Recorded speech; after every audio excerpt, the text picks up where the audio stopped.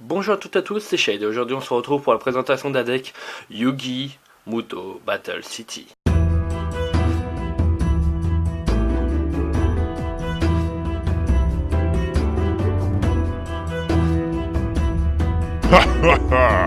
Voilà là. Alors j'espère que vous allez bien, moi ça va super. Aujourd'hui je vous présente ce petit deck pour ceux qui ont envie de reprendre Yu-Gi-Oh! Et ils savent pas par quoi commencer. C'est normal, hein. Moi quand j'ai recommencé Yu-Gi-Oh! Il y a un an, je savais pas par quoi commencer. Du coup, c'est l'un des premiers decks que j'ai créé. Et c'est un deck fun que j'ai créé qui est pour les fans de Yu-Gi-Oh! Et pour l'anime. C'est un deck Yugi-Muto Battle City. Du coup, vous allez retrouver des cartes emblématiques de l'anime, comme ce fameux Magicien Sombre que vous pouvez voir actuellement en image. Vous voyez comme il est beau, ce Magicien Sombre. Alors, pour ce deck, nous allons avoir à peu près 40 cartes avec des monstres emblématiques, des cartes emblématiques, magie, piège et des fusions de Yugi pendant Battle City. Du coup, on aura un Magicien Sombre, un dragon d'orge rouge, et oui, dragon d'orge rouge. Et dans le deck de Yugi, effectivement, c'est le Yugi qui avait gagné contre Jack Hunter dans le début et son premier duel de Battle City. Vous allez avoir aussi Buster Blader, qui est une carte emblématique que vous connaissez déjà tous, à mon avis. Le Marshmallow, qui est une carte qui n'utilise pas Yugi, mais qui est efficace. Et effectivement, ça va être des cartes de la série, et bien sûr des cartes un peu d'aujourd'hui, qui permettra à ce deck d'être un peu plus up qu'à son époque. Du coup, le Marshmallow est une carte qui ne peut pas être détruite au combat quand elle est révélée de face verso à face recto au combat. Il inflige 1000 points de vie à son adversaire. Vous allez avoir le Mystérieux qui est une carte assez efficace qui vous permet de défausser une carte de votre main et de l'invoquer spécialement. Du coup, un petit monstre de 2000 d'attaque dès le début, ça peut être sympa. Un Magicien Sombre expérimenté. Un autre. Vous allez avoir aussi l'épouvantail, l'attaque de l'épouvantail, qui est une carte qui va vous permettre, lorsqu'un membre de votre adversaire déclare une attaque, en effet rapide, une attaque directe bien sûr, en effet rapide, vous pouvez défausser cette carte, annuler l'attaque, puis terminer la battle phase de l'adversaire. Du coup, c'est une carte qui peut être très efficace si votre adversaire a un gros monstre, comme ça vous annulez sa battle phase. Vous allez avoir Gandora, le dragon de la destruction, qui vous permet, qui n'est pas invocable spécialement, il est invocable seulement normalement. Vous pouvez payer la moitié de vos LP, du coup life point. Détruisez autant de cartes sur le terrain que possible, cette carte est exclue. Et si vous le faites, bannissez-les. Cette carte gagne 300 points d'attaque pour chaque carte détruite sur le terrain, et à la phase, cette carte est détruite. Vous allez avoir Valkyrion, le guerrier magnétique. Valkyrion que vous allez pouvoir avoir grâce à Alpha, Beta et Gamma, qui sont des cartes que vous aurez soit dans votre main, soit dans votre terrain. Vous les sacrifiez et vous pouvez invoquer cette carte. Du coup, vous allez avoir Alpha, le guerrier magnétique, Beta, le guerrier magnétique, et aussi Gamma, du coup, pour la carte à sacrifice. Du coup, vous allez avoir aussi le crâne invoqué. Qui n'a jamais rêvé d'invoquer un crâne invoqué, un sacrifice, 2500 d'attaque? C'est une putain de bête. Pour ceux qui veulent reprendre Yu-Gi-Oh! Vous allez aussi avoir Chevalier du Roi. Chevalier du Roi qui est une carte quand même emblématique de l'anime. Lorsque cette carte est invoquée, normalement, tant que vous contrôlez Chevalier de la Reine, vous pouvez invoquer spécialement un Chevalier du Valet depuis votre terrain. Comme ça, vous allez avoir les 3 chevaliers en même temps sur votre terrain. Vous allez du coup avoir dans ce deck aussi Chevalier du Valet, le Chevalier de la Reine, la Magicienne des Ténèbres, une sphère Kuribo. Vous la défaussez de votre main et tous les monstres de votre adversaire en position d'attaque vont en position de défense pendant la battle phase. Comme ça, pas d'attaque. Et, bien sûr, qu'est-ce qui manque à votre avis? Il vous manque un monstre dans ce deck. Un monstre emblématique de Yugi. Le plus puissant de Yugi. Effectivement, c'est Slifer, le dragon du ciel. Mais regardez-moi ce Slifer. Il est magnifique. Du coup, c'est une bête divine. Il vous faut 3 sacrifices pour l'invoquer. Par carte dans votre main, cette carte gagne 1000 points d'attaque.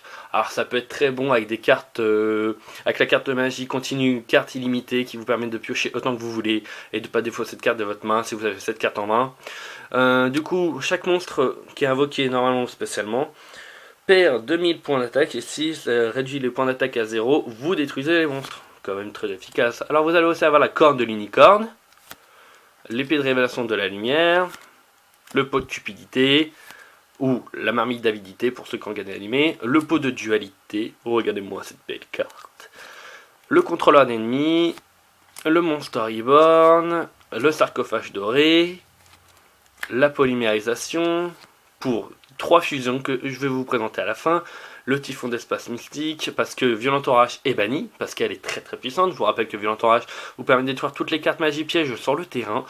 Du coup ça va, un petit trou noir, l'épouvantail de ferraille en fait, une fois par tour, pendant la battle phase vous pouvez retourner cette carte et annuler une attaque de votre adversaire, et cette carte au lieu d'aller au cimetière, elle est remise face verso sur votre terrain. Vous allez aussi avoir une force de miroir, une grande corde du paradis, vous annulez les invocations d'un monstre de votre adversaire, vous détruisez le monstre et et l'adversaire pioche une carte, vous mettez fin à sa match phase, une force de miroir de la noyade, une deuxième force de miroir, une pomme d'or. En fait, quand un monstre de votre adversaire vous attaque directement, vous activez cette carte. Et les points d'attaque que vous deviez vous prendre dans la tête, vous les gagnez. Et cette carte prend en attaque et en défense le même taux. Du coup, vous prenez une attaque de 3000 par un dragon blanc et bleu, vous gagnez 3000 points de vie. Et cette carte a 3000 d'attaque et 3000 de défense. C'est une carte assez efficace. Le fortin, la forteresse ambulante, est une carte que vous pouvez voir dans l'animé. Le dispositif d'évacuation obligatoire, vous sélectionnez un monstre sur le terrain et il est envoyé à la main du propriétaire.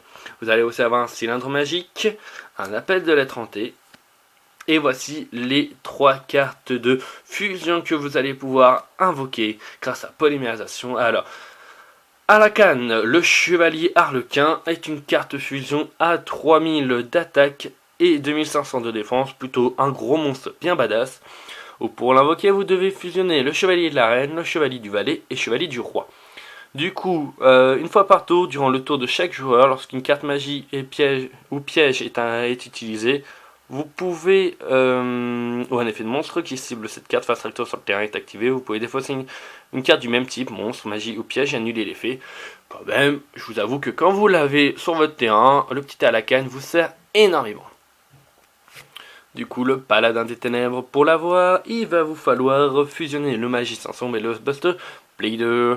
Et cette carte ne peut être invoquée que par fusion et non invocable autrement. Durant le tour de chaque joueur, lorsqu'une carte magique est activée, vous pouvez défausser une carte de votre main et annuler l'effet. Si vous le faites, détruisez la carte. Cette carte doit être face recto sur le terrain pour activer l'effet. Et cette carte gagne 500 pour chaque monstre dragon sur le terrain et dans les cimetières. Dans les cimetières. Du coup, votre adversaire, s'il joue un deck dragon, il va avoir du mal à le détruire. Hein. Et le dernier, le fameux Buster Blader, le spadassin dragon destructeur. Oh là là, regardez-moi cette carte, elle est magnifique. Alors, une carte de 2800 d'attaque et 2500 de défense. Vous devez faire fusionner un Buster Blader et un monstre dragon. C'est pour ça que vous avez le dragon noir aux yeux rouges ou un autre dragon, vous pouvez le remplacer. Ne vous inquiétez pas, ça marchera. Du coup, pour l'invoquer, vous devez faire une fusion. Cette carte ne peut pas attaquer directement. Cette carte gagne 1000 points d'attaque pour chaque monstre de type dragon contrôlé par votre adversaire et dans son cimetière. Du coup, un adversaire qui contrôle un deck dragon va être mal, ne pourra pas le détruire en combat, à part s'il y a un très très gros monstre. Cette carte permet de changer tous les monstres de type dragon contrôlés par votre adversaire en position de défense, du coup il ne pourra pas attaquer. Et aussi tous les monstres de type dragon contrôlés possédés par votre adversaire ne peuvent pas activer leur effet. Du coup, ça fait chier, on va pas se mentir. Du coup, si cette carte attaque un monstre en position de défense, infligez des dégâts perçants à votre adversaire. Il ne peut pas attaquer directement, mais il va faire très très mal. Du coup, on se retrouve dans quelques instants pour tester ce deck sur mon simulateur de Yu-Gi-Oh! A tout de suite. Du coup, on se retrouve pour tester enfin ce deck Yu-Gi-Muto pour les joueurs qui veulent reprendre Yu-Gi-Oh! Du coup, nous avons affronté un deck Joey Wheeler pendant Battle City. Du coup, il y aura quelques cartes très intéressantes. Bon, pour l'instant, je n'ai pas grand-chose. Je n'ai pas de monstre à invoquer. Du coup, ça commence un peu mal. On va faire le pot de dualité avec un peu de chance. On va pouvoir avoir une polymérisation ou autre. Non. Bon, nous allons prendre Gamma. Le gars est magnifique. Du coup, je compte vous faire d'autres présentations de decks sur des decks rétro, des decks méta, des decks liens qui sont très efficaces maintenant. Les liens, ça donne un nouveau type de jeu. Une nouvelle évolution dans le jeu Yu-Gi-Oh! Qui est quand même assez un peu compliqué à mettre dans les decks, mais un bon deck avec 2-3 cartes Link, ça peut être très puissant. Des decks pas compétitifs, mais plutôt des decks fun à jouer, comme un deck Cyber Dragon que j'ai envie de vous présenter, un deck Teamé, qui est aussi très puissant. Personnellement, je trouve que le deck Team est très puissant, même si c'est pas l'un de mes decks préférés, c'est quand même un deck que j'aime bien jouer. Mais bon, si je devais choisir, ce ne serait pas mon deck préféré. Et du coup, j'espère que contre moi j'aurai quand même un peu d'adversité, parce que je compte quand même avoir un peu d'adversité, non? Oui, non, c'est pas d'argent. Non, ok, bon, pas grave, on va quand même attaquer hein, avec nos deux monstres, Gamma et le Chevalier du Roi. Du coup, j'espère que cette série où je vais vous présenter des decks qui sont coup de cœur pour moi, des decks que je joue énormément en ce moment, des decks que je découvre un peu, avec des nouvelles archétypes, parce qu'il y a des nouvelles archétypes grâce à Yu-Gi-Oh! Rain, il y a Calice du Monde, il y a les Gookies, ça peut être intéressant de se pencher quand même pour voir les nouvelles archétypes. Du coup, ça peut être intéressant de vous montrer un deck basique. Par exemple, j'ai un deck Cyberse basique qui coûte vraiment pas cher, mais qui est quand même plutôt efficace, quoi. Et qui est fun à jouer, je trouve, personnellement, que je vous présenterai dans une autre vidéo dans quelques temps, hein, bien sûr. Du coup, on aura gagné sans grande difficulté. Du coup, si vous avez aimé cette vidéo, n'hésitez pas à liker la vidéo, partager la vidéo, vous abonner à la chaîne de Valhalla Production, laisser un petit commentaire dans l'espace commentaire, et oui, vous pouvez nous parler. Vous pouvez me conseiller des decks à tester, à fabriquer, parce que avec mon logiciel, je peux créer des decks avec toutes les cartes, toutes les banlistes, tout ça. Du coup, je vous dis au revoir à la prochaine pour une prochaine vidéo. C'était Shade pour la chaîne Valhalla Production. Bye!